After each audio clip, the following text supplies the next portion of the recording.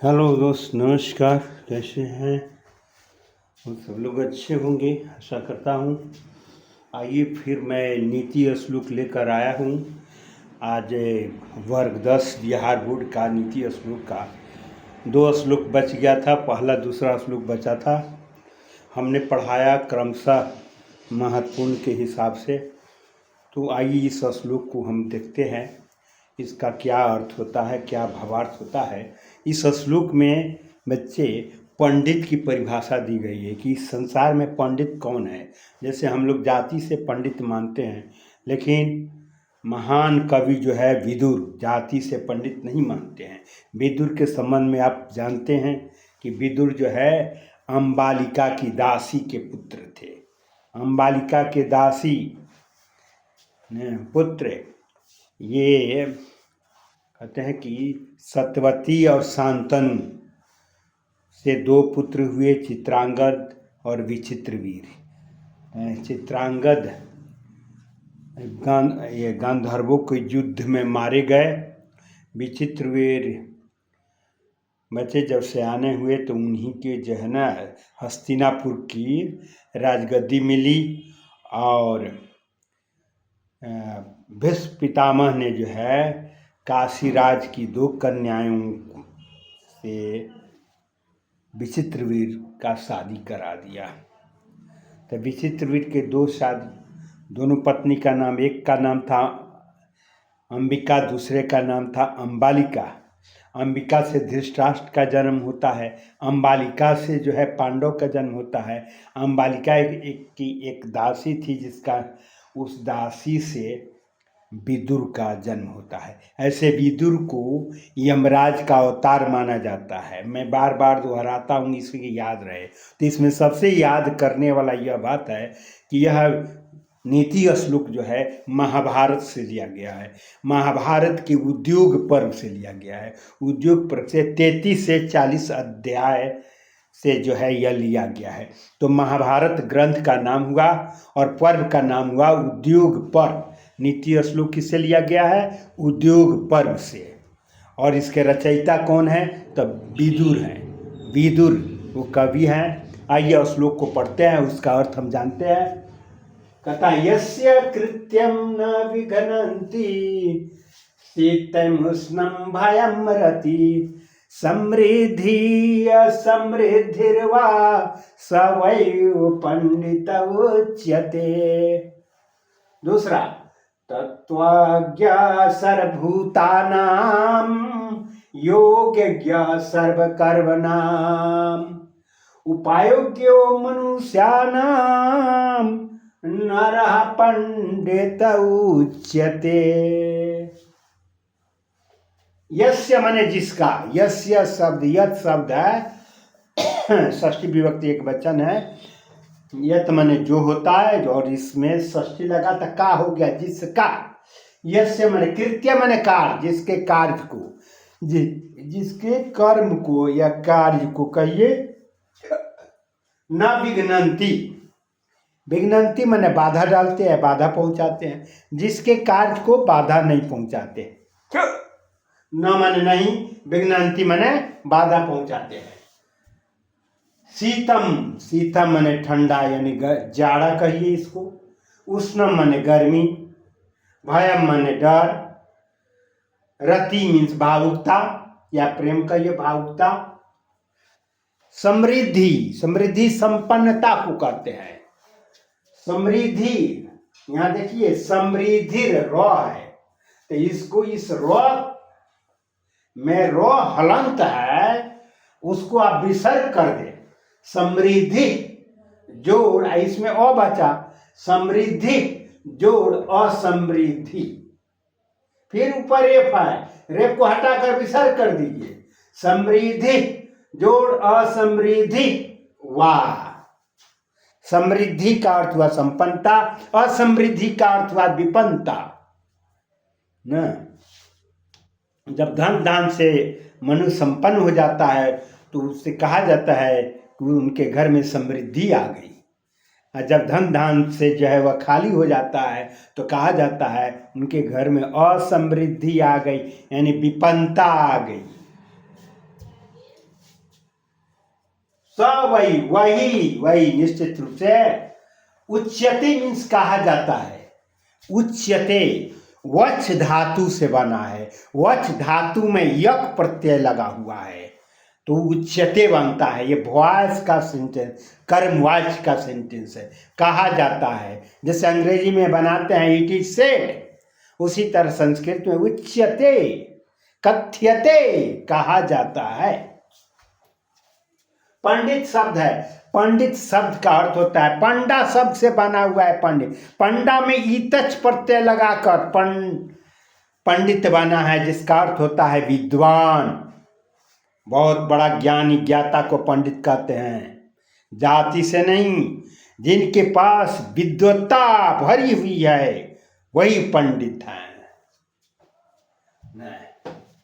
तो हम इसका अर्थ लगाएंगे, यस्य कृत्यम, जिसके कार्य को, यस्य कृत्यम, जिसके कार्य को, शीतम उष्णम भयम रति समृद्धि असमृद्धि, जिसके कार्य को जाड़ा गर्मी भय भावुकता समृद्धि और असमृद्धि, इसको संपन्नता विपन्नता कर सकते हैं। तो जिसके कार्य को जाड़ा गर्मी भय भावुकता संपन्नता और विपन्नता बाधा नहीं पहुंचाती, स वही वही, स वही इट मीन्स वही पंडिता उच्यते, पंडित कहा जाता है, उसी को पंडित कहा जाता है। जिसके कार्य को जाड़ा गर्मी भय भावुकता संपन्नता विपन्नता नहीं प्रभावित करते हैं, उसी को पंडित करते हैं। यानी जो हर समय अनुकूल या प्रतिकूल परिस्थिति हो उसमें समान रहता है वही पंडित कहलाता है। वह दुख आवे या सुख आवे हर समय वह एक ही समान दिखता है, वही पंडित की परिभाषा है। दूसरे श्लोक में भी पंडित की परिभाषा ही कहा गया है। दूसरे श्लोक में आइए, तत्वज्ञ, ये तत्व कहते हैं, अंग्रेजी में केमिस्ट्री का एक वर्ड आया है एलिमेंट, तत्व है, लेकिन यहाँ पर तत्व इस आत्मा को कहा गया है। ज्ञ का अर्थ होता है जानने वाला, ज्ञ जिसमें लग गया उसका अर्थ होगा जानने वाला। इसी ज्ञ के पहले अ लगा दीजिए तो अज्ञ, जो जानने वाला नहीं हो यानी मूर्ख हो, अज्ञ मूर्ख को कहेंगे, अज्ञ माने विद्वान को कहेंगे। विद्वान का पर्यायवाची शब्द भी हो गया ज्ञ, अ लगा दीजिए तो मूर्ख का पर्यायवाची शब्द हो जाएगा अज्ञ। तो तत्वज्ञात, आत्मा को जानने वाला, आत्मा के रहस्य को जानने वाला, ज्ञ माने जानने वाला, तत्व माने तत्व को, यानी आत्मा के रहस्य को जानने वाला। भाई किसकी आत्मा, आगे देखिए, सर्वभूता नाम, भूत कहते हैं प्राणी को, और भूत प्रेत वाला नहीं, भूत शब्द का अर्थ होता है प्राणी।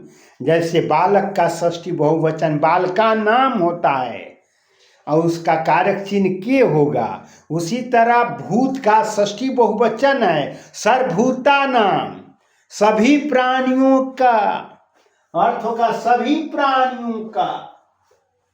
तो अर्थ आप पकड़िए यहां से, तो क्या, सभी प्राणियों की आत्मा को जानने वाला, सभी प्राणियों के आत्मा को जानने वाला।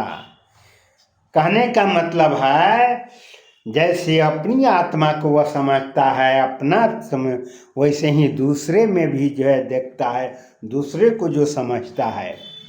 तो सभी प्राणियों के आत्मा को जानने वाला। आगे देखिए, योग्य, योग को जानने वाला, किसके योग के, सर्व कर्म नाम, सभी कर्मों की, मनुष्य के सभी कर्मों के योग को जानने वाला, कौन सा कर्म मनुष्य दिन में किया, कैसा किया, खराब किया, अच्छा किया, उन सारे कर्मों को जानने वाला। तो सर्व कर्म नाम सभी कर्मों के योग को जानने वाला और आत्मा के तत्व को जानने, सभी प्राणियों के आत्मा को तत्व को जानने वाला। फिर उपाय ज्ञ, देखिए ज्ञ, ये ज्ञो शब्द है, संधि से बन गया है ज्ञो, इसका संधि विच्छेद दोनों करेंगे तो उपाय ज्ञ जोड़ मनुष्य नाम हो जाएगा। तो उपाय ज्ञ शब्द मानिए, उपाय में ज्ञ लगा हुआ है तो उपाय को जानने वाला। उपाय ज्ञ माने उपाय को जान, अरे भाई किसके उपाय को जानने वाला, तो मनुष्याणाम उपाय ज्ञ, मनुष्यों की उपाय को जानने वाला। मनुष्य का क्या उपाय होना चाहिए, उसमें क्या तरीका होनी चाहिए, उसको जानने वाला। जानने वाला नरः माने मनुष्य, पंडिता उच्यते, पंडित कहलाता है। दूसरे श्लोक में जो सभी प्राणियों की आत्मा के रहस्य को जानता है, सभी कर्मों के योग को जो जानता है, सभी मनुष्यों के जो उपाय को जानता है, वही व्यक्ति पंडिता उच्यते, पंडित कहलाता है। दो हुआ पंडित की परिभाषा, दो हुआ पंडित। इसमें सर्व कर्म नाम, कर्म नाम में भी षष्ठी बहुवचन शब्द है कर्म नाम, उसका भी अर्थ है। यहाँ मनुष्या नाम में भी है, सर्वभूता नाम में भी है षष्ठी बहुवचन। तो कहने इस श्लोक का आशय है कि जो मनुष्य सभी प्राणियों के आत्मा के रहस्य को जानता है, समझता है, वो अपने जैसा समझता है, सभी प्राणियों में ईश्वर को वह ईश्वर भाव से देखता है ना, सभी कर्मयोग और सभी उनके कर्म को वो जो है अपने ही जैसा समझता है, युग जानने वाला। और मनुष्यों के उपाय को जो जानता है वह जो है उसे पंडित कहा जाता है। तो यह रहा आपका श्लोक। तो नमस्कार, वीडियो अच्छा लगे तो कृपया सब्सक्राइब कीजिएगा।